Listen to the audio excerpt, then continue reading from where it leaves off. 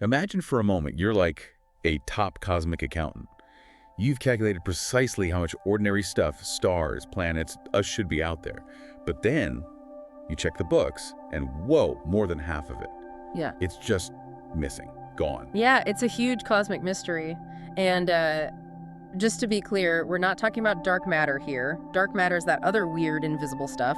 Makes up about 85% of all matter. This is different. We mean normal atoms. Baryonic matter. The stuff we should be able to see, right? Exactly, the stuff that's supposed to be easy to find. And this gap, well, it's a massive scientific headache. They called it the missing baryon problem. Kind of embarrassing, actually. So today, we're diving into how scientists finally cracked this case. And the key, unbelievably, was this totally unexpected thing. Fast radio bursts, FRBs. Cosmic scales, basically. Right, okay, let's unpack this. It all started back in the 90s, really. A big win for cosmology then. Scientists looked at the cosmic microwave background, the Big Bang's afterglow, and combined it with theories about how elements first formed. And this led to the Lambda dark matter model, a standard model, really. It gave this super precise number. Ordinary matter, baryons, should be about 5% of everything in the universe, mass and energy combined. Okay, 5%. Yeah. That sounds tiny, doesn't it? It does, but think about how vast the universe is.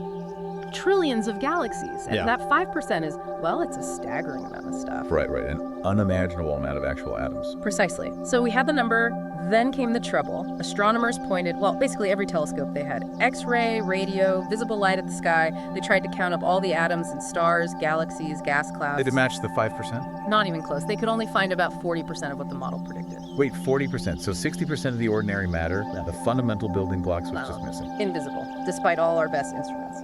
That's not just tweaking a number. That sounds like we were fundamentally missing something huge about, space itself. It was deeply frustrating. We could map galaxies billions of light years away, detect gravitational waves, but we couldn't find most of the normal matter. Liam Connor, an astrophysicist at Harvard who worked on this, he put it bluntly. He said it was kind of annoying and embarrassing to be missing much of the normal, ordinary matter in the universe. Yeah, I can see why. Annoying and embarrassing. You have this beautiful model, these precise calculations, and reality just isn't adding up. Mm-hmm. So connecting this to the bigger picture, the thinking wasn't that the matter had vanished. It had to be hiding somewhere really difficult to see. And the main suspect for decades, this thing called the warm-hot intergalactic medium, the LIAM. The Real okay. Sounds almost gentle, but it was hiding most of the universe's normal matter. How? If it's that much mass, shouldn't it show up somewhere? Well, that's the tricky part. It comes down to how incredibly spread out it is and how hot it is. We're not talking about dense gas clouds here. This is plasma, super thin, filling the huge voids between galaxies. How thin are we talking? Like maybe fewer than 10 particles per cubic meter. It's almost a perfect vacuum. 10 particles per cubic meter. That's practically nothing. How can nothing account for more than half the matter? It's the sheer volume it occupies. These voids and filaments between galaxies, they make up most of the space in the universe. So even though it's incredibly sparse, there's just so much of that space. And the temperature makes it even harder. Millions of degrees hot. Millions. Okay, so what does that do? It means the atoms are ionized, their electrons are stripped off, this plasma is super diffuse, and it doesn't really emit light in ways our telescopes are good at picking up easily. Okay, so it's too thin to see easily, and it's too hot, so it doesn't glow in the normal ways we look for. Exactly. Someone, Manisha Caleb, she described it perfectly, like trying to see fog in the dark. We tried, Looked for faint X-rays from the hottest bits, tried to see where light from distant quasars got absorbed passing through it. And did that work? It gave hints, definitely confirmed that would have existed scattered through these cosmic Webb filaments, but we couldn't get a solid number, couldn't measure its total mass globally. The fog was just too thin, too vast. They needed a different tool, a new way to see the fog. And then in 2007, the universe delivered one. Yeah. Fast radio bursts, FRBs. These just popped up, right? Completely unexpected. These incredibly bright flashes of radio waves, super short, like milliseconds long. Yeah, unbelievably powerful too. Yeah. In that tiny flash, an FRB can blast out more energy than our sun does in days. It's just stunning. Wow. But here's the kicker. The really useful thing about FRBs, at least initially, wasn't figuring out what made them. That's still kind of a puzzle we're working on. It was using their journey through space. The journey itself became the measurement tool, like a probe. Exactly like a probe. Think about that radio pulse traveling for billions of years. It passes through everything in its path, every single electron, every proton, including the sparse ones in the WIM. And each little charged particle it encounters gives it a tiny, tiny nudge, slows it down just an infinitesimal amount. Okay, so the more stuff it passes through, the more it gets slowed down. A bit like wading through cosmic treacle. That's a great way to put it, yeah. And this effect, it's called dispersion. Crucially, it affects different frequencies of radio waves differently.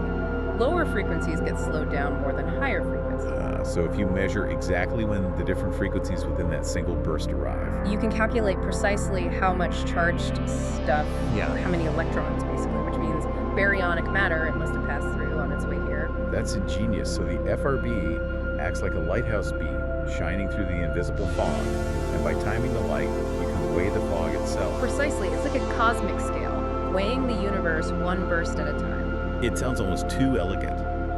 A mysterious flash solves a decades-long puzzle just by timing its arrival. Well, it took a lot of careful work. The big breakthrough really solidified around the mid-2020s. Teams led by Liam Connor at Caltech and Harvard then, they didn't just look at one or two FRBs, they systematically analyzed about 60 different ones. You need a good sample size. 60.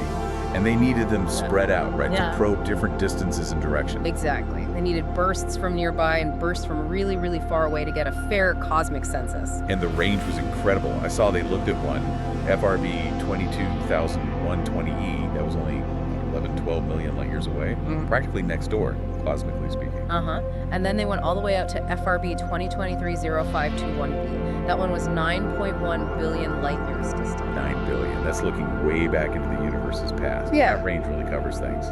It does. And the result, when they crunched all the numbers from those 60 bursts, it was monumental. The dispersion measurements confirmed the suspicion. It showed that roughly 76%, 3/4, of all the normal baryonic matter is floating out there in the universe. 76%. Wow. So the missing matter wasn't really missing at all. Nope. It was just hiding in plain sight, spread incredibly thin and heated way up. Only this clever FRB timing method could finally pin it down and weigh it properly. So all the stuff we see, stars, galaxies, gas clouds we knew about, that's only like a quarter of the normal matter.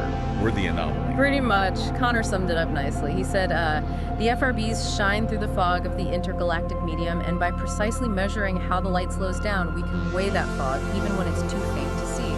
Simple, elegant. Okay, so this solves the accounting error, which is huge.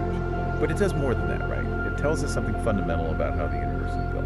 Absolutely. This raises a really important question. What does finding the way to confirm about the universe's structure?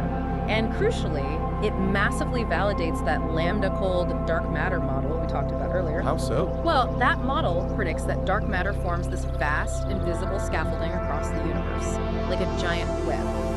And ordinary matter, baryons, should basically follow that scaffolding drawn in by gravity. It should trace the dark matter structure. And WAs is that ordinary matter tracing the web. Exactly. We finally found the baryonic matter distributed just where the dark matter model predicted it should be, within those cosmic web filaments. And the fact that it's so incredibly hot, millions of degrees. That tells a story too, doesn't it? Yeah. About how it got there. It wasn't just gently placed. Oh, far from gentle. It's a story of incredible cosmic violence, actually. As gas falls into these huge gravitational valleys created by the dark matter filaments, it accelerates massively, thousands of kilometers per second. And when streams of this fast-moving gas collide, maybe where filaments intersect, boom, you get the biggest shock waves in the entire universe. Cosmic pileups on an unbelievable scale. You got it.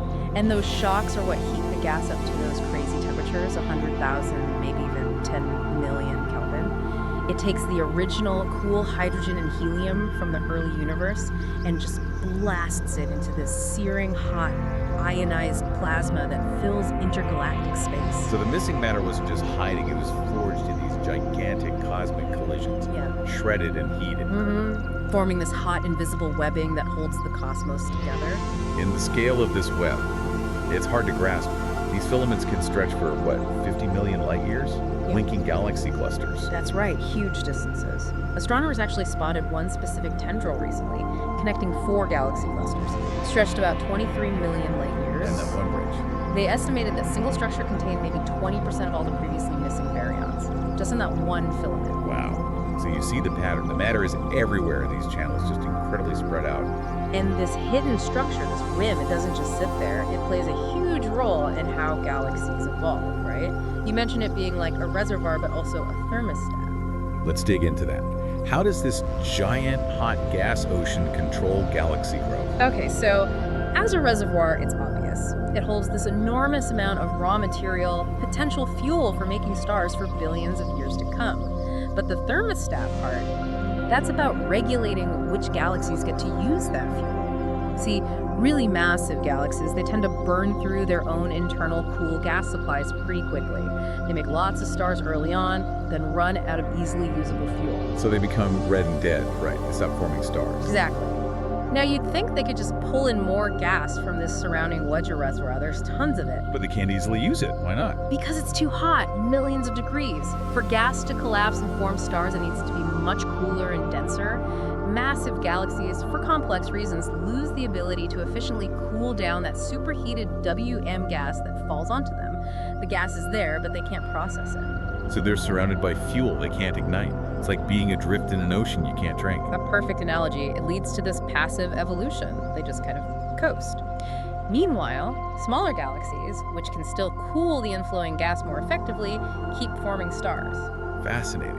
And we know this structure isn't new, right? It's been around for a long time. Oh, yeah. The James Webb Space Telescope, JWST, has seen evidence that this cosmic web and the gas flowing within it was already shaping things when the universe was less than 1 billion years old. Incredible. So even the very first galaxies weren't just isolated islands. Nope.